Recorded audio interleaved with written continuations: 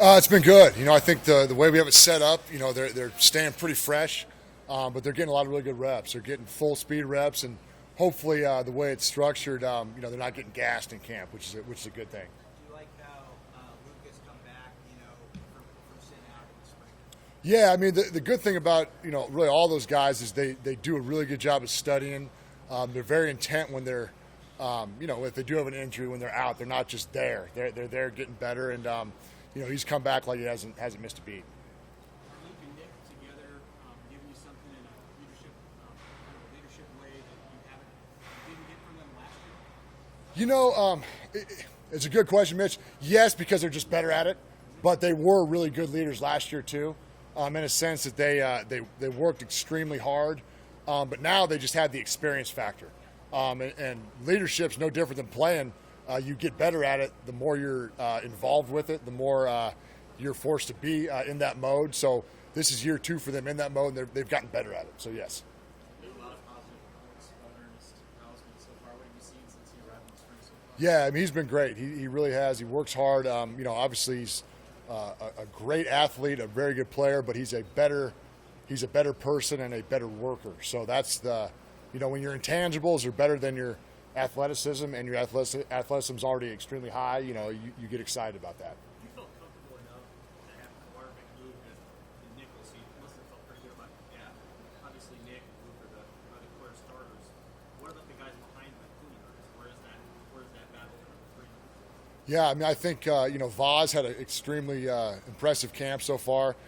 This is I believe year 3 in the program for him. So he's made I think he's probably made the biggest jump of anybody as far as just individual, combination of skill level jumping up and just understanding of the defense. He's done a really good job. Ernest has made it, jumped up again since spring too. Garrett Snodgrass had a good camp. So, the guys are doing well right now, and the key is, just continue to build on it. Do you desire a rotation there, or do you feel like Reimer and Hendricks are at a point where they can carry almost the entire game? No, I thought that was one of the things I probably did a little bit of a poor job with last year. Is I need to rotate those guys in a little bit more. I think, going through the rigors of a Big Ten schedule to keep those guys fresh throughout the year, you got to take some hits off them. So hopefully you can get something. And what the exact rotation is going to be, I don't know, but at least taking some of the hits off them and getting other guys on the field. And that keeps the competition fresh too. If you get a guy breathing down your neck, that's good for everybody. Let you off the hook a little bit here. It's kind of hard to do that against Michigan and Ohio State, though, isn't it? Take 2 of your best players off the field, so another guy can get It's hard, but at the same time, it's a necessity because those are the games where it is really critical. Obviously that every play is critical in the Big Ten, but especially when you start playing, the real high level type teams, you got to count on your guys and you got to trust them. And like I said, I think that's something I need to do a better job of this year because it pays off down the stretch. Barrett, does Ernest give you something physically that you can't coach, that other guys in the room, maybe don't necessarily have? Is there something that stands out about him aside from his mental capacity and ability to learn? Well, I used to have a strength coach named Dave Kennedy. He used to call him shiny cars. I was not a shiny car. Shiny cars look really good. So Ernest looks the part for sure. From an athletic standpoint, I think he's just really a fluid, explosive athlete. I mean, not only is he fast, but he moves well side to side. He can flip his hips, similar to how a pass rusher would flip their hips. Those guys that work at all the time on the edge, defensive linemen that do that all the time, it's really, really natural for him, which is not the case for a lot of linebackers. I've been around a lot of great linebackers that were bad pass rushers. He has a natural feel to rush the passer, which I think in modern football, the versatility is at a premium, and you got to be able to do a lot of things, especially at the linebacker position. Law was kind of a raw linebacker when you got him. Can you speak to his patience, I guess, kind of perseverance, sticking with it? Yeah, I give him a bunch of credit. I think the thing that probably would surprise a lot of people, just because he's a very fun-loving guy and he's fun to be around, but he's extremely intelligent, and his understanding of the defense is really at a high level right now, and he asks great questions.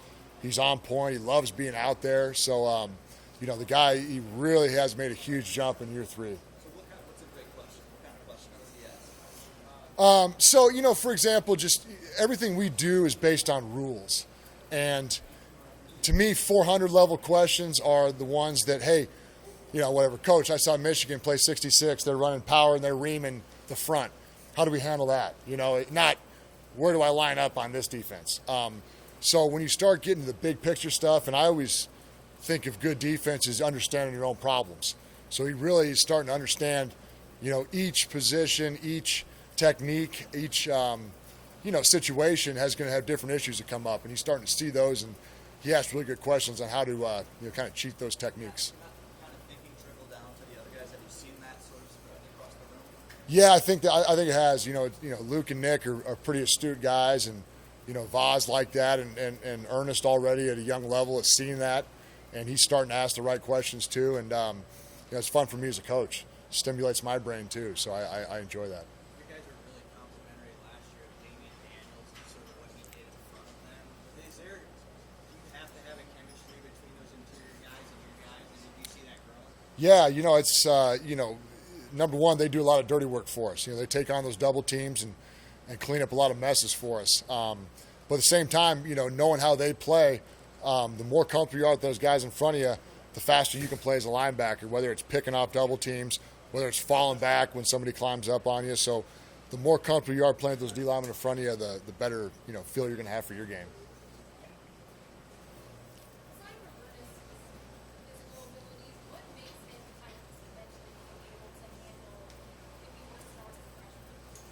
Well, he's number one. He's just very intelligent. He's intelligent in the classroom, understands football.